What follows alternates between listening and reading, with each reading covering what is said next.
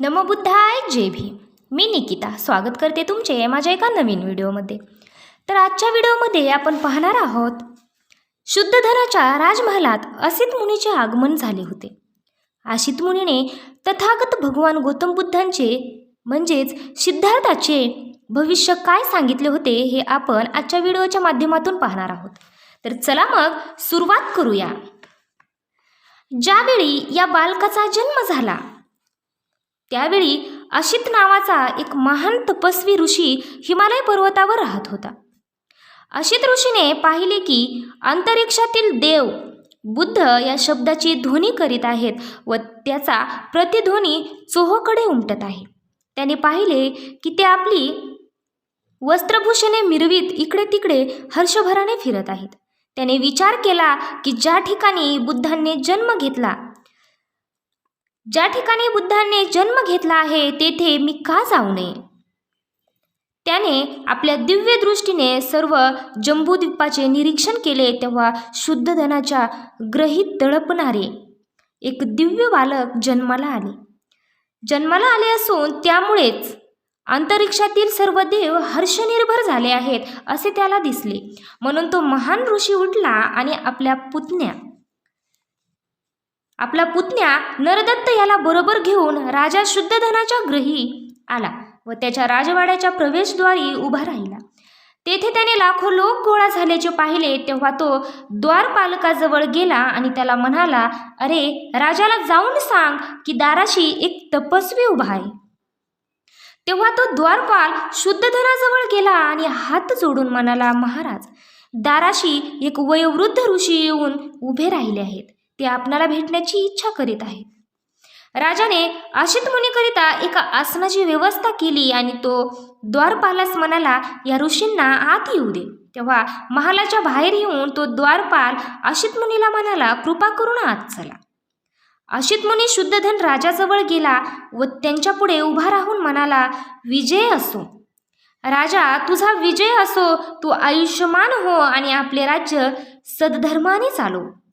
तेव्हा शुद्धधनाने असित मुनीला साष्टांग नमस्कार घातला आणि त्याला बसण्याकरिता आसन दिले. असित मुनी सुखपूर्वक स्थानापन्न झाल्यावर शुद्धधन म्हणाला, हे तपस्वीन, यापूर्वी आपले दर्शन झाल्याचे आठवत नाही. आपल्या आगमनाचा काय हेतू असावा बरे? आपण इथे येण्याचे काय कारण? असित ऋषी शुद्धधनाला म्हणाला, राजा तुला पुत्रप्राप्ती झाली आहे. तुझ्या पुत्राला पाहण्याच्या इच्छेने मी इथे आलो आहे. शुद्धधन म्हणाला, मुनिवर बालक आता झोपला आहे. थोडा वेळ आपण थांबण्याची कृपा कराल का? ऋषी म्हणाला, राजा असले थोर महात्मे जास्त वेळ झोपत नाहीत. हे थोर महात्मे स्वभावतातच जागृत असतात. पहा असित मुनी काय म्हणतात, असे थोर महात्मे जास्त वेळ झोपत नाहीत. हे थोर महात्मे स्वभावातच जागृत असतात. इतक्यात त्या महान ऋषीवर अनुकंपा दाखवून त्या बालकाने आपण जागे झाल्याची हालचाल केली. बालक जागे झाल्याचे पाहताच शुद्धधनाने आपल्या दोन्ही हातांनी त्याला उचलून घेऊन ऋषीच्या समोर आणले.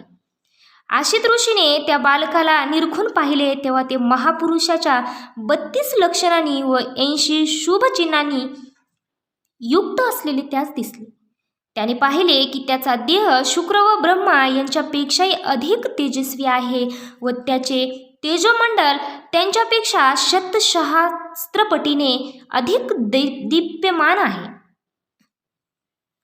पहा असित मुनीने जेव्हा त्या बालकास निरखून पाहिले तेव्हा त्याने पाहिले की त्याचा देह शुक्र व ब्रह्मा यांच्यापेक्षाही अधिक तेजस्वी आहे व त्याचे तेजोमंडल त्याच्यापेक्षा शतसहस्त्रपटीने अधिक दैदिप्यमान आहे. असित ऋषीच्या मुखातून त्वरित उद्गार निघाले, निसंदेह या पृथ्वी तलावर हा अलौकिक पुरुष अवतरला आहे. असे म्हणून असित मुनी आपल्या आसनावरून उठले व आपले दोन्ही हात जोडून त्यांनी त्या बालकाला साष्टांग नमस्कार घातला. त्यांनी बालकाभोवती प्रदक्षिणा घातली आणि त्याला आपल्या हातात घेऊन ध्यानमग्न स्थितीत ते उभे राहिले. असित ऋषीला पूर्वीची सुपरिचित भविष्यवाणी माहीत होती. गौतमाप्रमाणे महापुरुषांच्या 32 लक्षणांनी युक्त असलेल्यांच्या पुढे 2च मार्ग असतात, तिसरा नाही. जर तो संसार जीवनात राहिला तर चक्रवर्ती सम्राट होईल, पण जर ग्रहत्याग करून त्याने संन्यास घेतला तर तो सम्यक संबुद्ध असा बुद्ध होईल. अशीत ऋषीला खात्री होती की हे बालक गृहस्थी जीवनात राहणार नाही. त्या बालकाकडे पाहून अश्रुढाळीत दीर्घ निश्वास टाकून तो ऋषी रडू लागला. आशित मुनी अश्रुढाळीत व दीर्घ निश्वास टाकीत रडत आहे हे शुद्धधनाने पाहिले. आशित मुनी रडत असलेला पाहून शुद्धधनाच्या अंगावर रोमांच उभे राहिले आणि त्यांनी व्याकुळतेने आशित मुनीला विचारले, हे मुनिवर, अशा रीतीने का रडत आहात? अश्रू का ढाळत आहात? दीर्घ निश्वास का टाकीत आहात? माझ्या बालकाचे भविष्य निर्विघ्न आहे ना? हे ऐकून ऋषी म्हणाला, राजा, मी बालकासाठी रडत नाही, त्याचे भविष्य अगदी निर्विघ्न आहे. मी रडतो आहे तो माझ्यासाठी. शुद्धधनाने विचारलं, का बरं? शुद्धधनाने विचारले ऋषीला. ऋषीने उत्तर दिले, मी वयोवृद्ध झालो आहे, माझं आयुष्य आता संपत आलं आहे. निश्चितपणे हे बालक बुद्ध होणार असून ते परमोच्च व सम्यक संबोधी प्राप्त करून घेईल. तदनंतर आजवर या पृथ्वी तलावर जे कोणी करू शकले नाही ते धम्मचक्र प्रवर्तन हे बालक करील. जगताच्या सुख समृद्धीसाठी तो आपल्या महान तत्वाचा उपदेश करील. ज्या धार्मिक जीवनाची तो घोषणा करील ते जीवन आरंभी कल्याणकारक आणि अंती कल्याणकारक असंच असते. ते शब्द व शब्दाचा भावार्थ यांनी परिपूर्ण, शुद्ध आणि पवित्र असंच असेल. पहा, ज्या धार्मिक जीवनाची तो घोषणा करील ते जीवन आरंभी कल्याणकारक आणि अंती कल्याणकारक असंच असेल. ते शब्द व शब्दाचा भावार्थ यांनी परिपूर्ण, शुद्ध आणि पवित्र असंच असेल. ज्याप्रमाणे एखादे उंबराचे फूल क्वचितच वेळी व स्थळी या जगात उमललेले दिसते, त्याचप्रमाणे असंख्य पर्वकालानंतर या जगात एखाद्याच वेळी व स्थळी पूजनीय बुद्ध उदयास येतात. त्याचप्रमाणे राजा हा मुलगा सुद्धा निसंशय परमज्ञान प्राप्त करून संबोधी प्राप्त करून घेईल. पहा, आशित मुनी काय सांगतात शुद्धधनाला, हा मुलगा सुद्धा निसंशय परमज्ञान प्राप्त करून संबोधी प्राप्त करून घेईल आणि असंख्य जीवनाचा दुःख सागरातून तरुण नेऊन परमसुखाची स्थिती प्राप्त करून देईल. परंतु मी त्या बुद्धाला पाहू शकणार नाही म्हणून मी रडत आहे आणि या दुःखामुळेच हा असा दीर्घ निश्वास टाकीत आहे, कारण मला या बुद्धाची पूजा करावयास मिळणार नाही.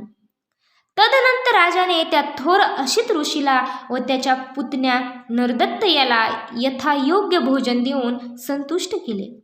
त्यांना वस्त्रदान देऊन त्यांच्या भोवती प्रदक्षिणा घालून वंदन केले. तेव्हा अशित मुनी त्याचा पुतण्या नरदत्त याला म्हणतात, नरदत्ता, जेव्हा हे बालक बुद्ध झाल्याचे तू ऐकशील तेव्हा त्याच्याकडे जाऊन त्याच्या ज्ञान मार्गाचा अनुग्रह कर. ते तुला सुख शांतीचे व कल्याणप्रद ठरेल. असे म्हणून आशित मुनीने राजाची अनुज्ञा घेऊन तो आपल्या आश्रमाकडे निघून गेला. पहा, आपण पाहिले शुद्धधनाच्या राजमहालामध्ये आशित मुनीचे आगमन कशा प्रकारे झाले. त्यांनी सिद्धार्थाचे भविष्य अगोदरच कसे सांगितले होते आणि आशित मुनी रडत होते की मला ह्या बुद्धांची पूजा करायला मिळणार नाही, कारण मी वयोवृद्ध झालेलो आहे.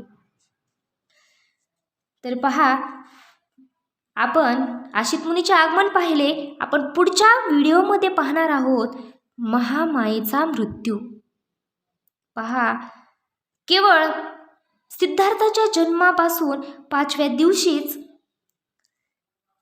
नामकरण विधी करण्यात आला होता. त्यानंतर महामायेचा मृत्यू झाला. आपण हे पुढच्या व्हिडिओमध्ये पाहूया. तर व्हिडिओ आवडला असेल तर चॅनलला नक्की सबस्क्राईब करा, व्हिडिओला लाईक करा, शेअर करा आणि कमेंट करून सांगा व्हिडिओ कसा वाटला. लवकरच भेटूया एका छानशा व्हिडिओमध्ये. नमो बुद्धाय, जय भीम.